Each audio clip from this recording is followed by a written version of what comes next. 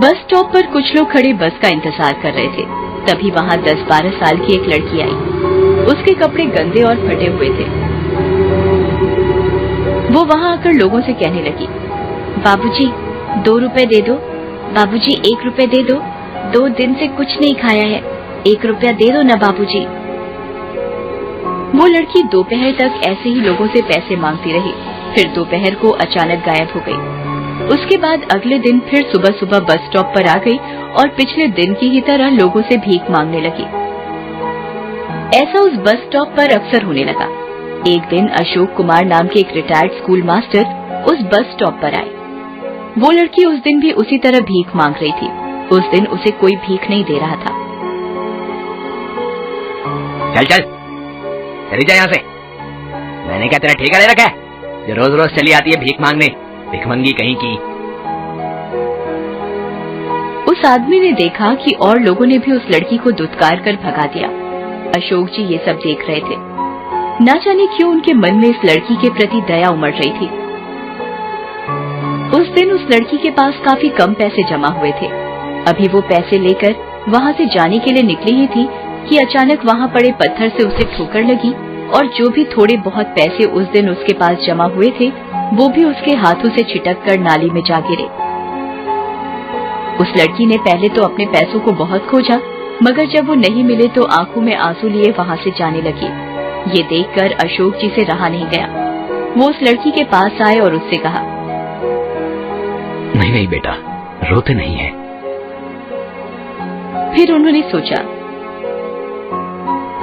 इसे कुछ पैसे दे देता हूँ, लेकिन कहीं अगर ये किसी भीख मांगने वाली गिरोह से हुई तो, जो बच्चों से जबरदस्ती भीख मंगवाते हैं, या ये भी हो सकता है कि इन पैसों से ये नशा करे।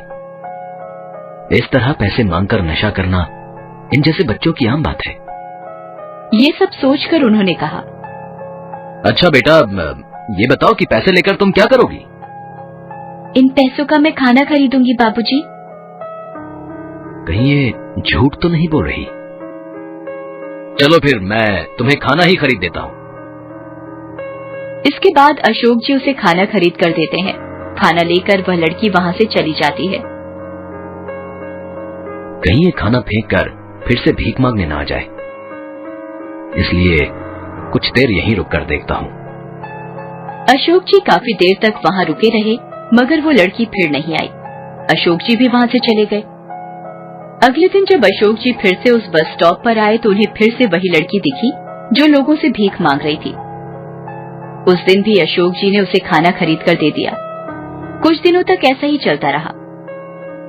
एक आध बार तो अशोक जी खुद भी अपने घर से खाना लाकर उस लड़की को दे देते थे। एक दिन जब अशोक जी ने उस लड़की को खाना दिया तब उनके मन में एक बात आई, आखिर ये लड़की है कौन, और क्या ये सिर्फ रोज खाने के लिए ही भीख मांगती है? और अगर ये खाने के लिए ही भीख मांगती है तो फिर ये खाना खाती क्यों नहीं, लेकर कहाँ जाती है? ये सोचकर अशोक जी चुपके से उस लड़की का पीछा करने लगे। वो लड़की वहाँ से निकलकर बस स्टॉप के पीछे बनी झुग्गी झोपड़ियों में जाने लगी।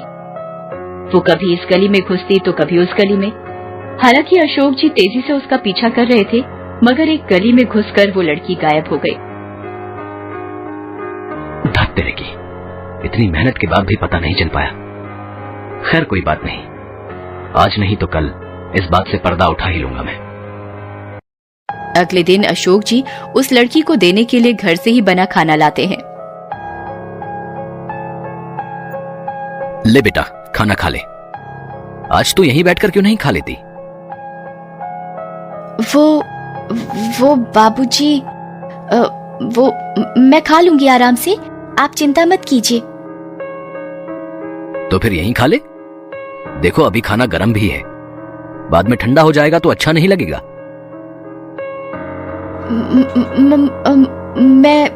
मैं घर जाकर आराम से खा लूंगी बाबूजी, आप चिंता न कीजिए। इतना कहकर लड़की वहाँ से जल्दी जल्दी जाने लगी। आज तो मैं भी पता लगा कर ही रहूंगा कि ये लड़की आखिर इस खाने का करते क्या है। इतना सोचकर अशोक जी भी तेजी से उस लड़की का पीछा करने लगते हैं। वो लड़की फिर से झुग्गी बस्तियों की तरफ मुड़ती है और उन्हीं घुमावदार गलियों से गुजर कर जाने लगती है। आज अशोक जी ने भी ठान लिया था कि वो भी पता लगाकर ही रहेंगे कि ये लड़की आखिर जाती कहाँ है। लड़की कई गलियों को पार करने के बाद एक टूटी फूटी झोपड़ी में घुस जाती है। अशोक जी भी उसका पीछा करते हुए उस झोपड़ी तक पहुंच जाते हैं और वहां की टूटी खिड़की से झोपड़ी के अंदर झांक कर देखने लगते हैं। झोपड़ी के अंदर सामान के नाम पर 2-4 बर्तन, कुछ गंदे कपड़े और 2 स्कूल के बैग पड़े हुए थे। अंदर एक टूटी हुई चारपाई पर एक औरत लेटी हुई थी। शक्ल से वो काफी बीमार लग रही थी। उसके पैरों के पास जमीन पर 7-8 साल का एक लड़का बैठा हुआ था। लड़की जब खाना लेकर अंदर घुसी तब उस लड़के ने कहा, माँ दीदी खाना लेकर आ गई। चारपाई पर पड़ी उनकी माँ भी किसी तरह उठकर बैठ गई और बोली, हाय, कैसी किस्मत है मेरी। तेरे बापू का सपना था अपने दोनों बच्चों को खूब पढ़ाएंगे, मगर उनके जाने के बाद पढ़ाना तो दूर, मैं अपने बच्चों को 2 वक्त का खाना भी नहीं दे पाती। 2 रोटी के लिए मेरी बच्ची को ना जाने कहां कहां भटकना पड़ता है और ना जाने कितने लोगों के सामने हाथ फैलाना पड़ता है। ऐसी जिंदगी से तो मर जाना भला है। कहते कहते उस औरत की आंखों में आंसू आ जाते हैं। रो मत माँ, बस तू ठीक हो जा। भगवान ने चाहा तो मैं और बबलू एक दिन फिर से स्कूल जाना शुरू कर देंगे। तू खाना खा और फिर अपनी दवाइयां खा, नहीं तो तेरी तबीयत और बिगड़ जाएगी। फिर वो लड़की अपने हाथों से अपनी माँ और भाई को खाना खिलाने लगती है। ये देखकर बाहर खड़े अशोक जी की आंखें भर आती हैं। वो अपने आप को रोक नहीं पाते और झोपड़ी के अंदर चले जाते हैं। उसे देखते ही लड़की अचानक खड़ी हो जाती है और कहती है, बाबूजी आप? मैं सब कुछ समझ गया हूं बेटा, तुम्हें कुछ कहने की जरूरत नहीं। तभी उनकी नजर वहां पड़े स्कूल बैग पर पड़ती है। अरे वाह, तुम लोग स्कूल भी जाते हो? जाते थे, मगर अब छोड़ दिया है बाबूजी। क्यों? पढ़ाई छोड़ने का दुख नहीं हुआ तुम्हें? दुख तो बहुत हुआ था बाबूजी, मगर जब से माँ बीमार पड़ी घर में एक पैसा भी नहीं बचा था। घर में जितनी भी जमा पूंजी थी सब माँ की दवाइयों में खर्च हो गए। 2 दिन हमारे पेट में अन्न का एक दाना भी नहीं गया था। खाली पेट माँ की दवाइयां भी असर नहीं कर रही थी। तब मजबूर होकर मुझे काम की तलाश में स्कूल छोड़ना पड़ा, मगर मेरी उम्र देखकर कोई मुझे काम देने को भी तैयार नहीं हुआ। तब मजबूरी में मुझे ये रास्ता अपनाना पड़ा, भीख मांगने का। ये पेट की आग जो न करवाए बाबूजी। मैं आज ही तुम्हारी माँ का दाखिला अस्पताल में करवा देता हूं। देखना, कुछ ही दिनों में वो ठीक हो जाएंगी और फिर तुम और तुम्हारा भाई कल से स्कूल जाएंगे। पैसों की तुम चिंता न करना। अशोक जी की बातें सुनकर उन तीनों के मुरझाए चेहरे पर मुस्कान दौड़ जाती है।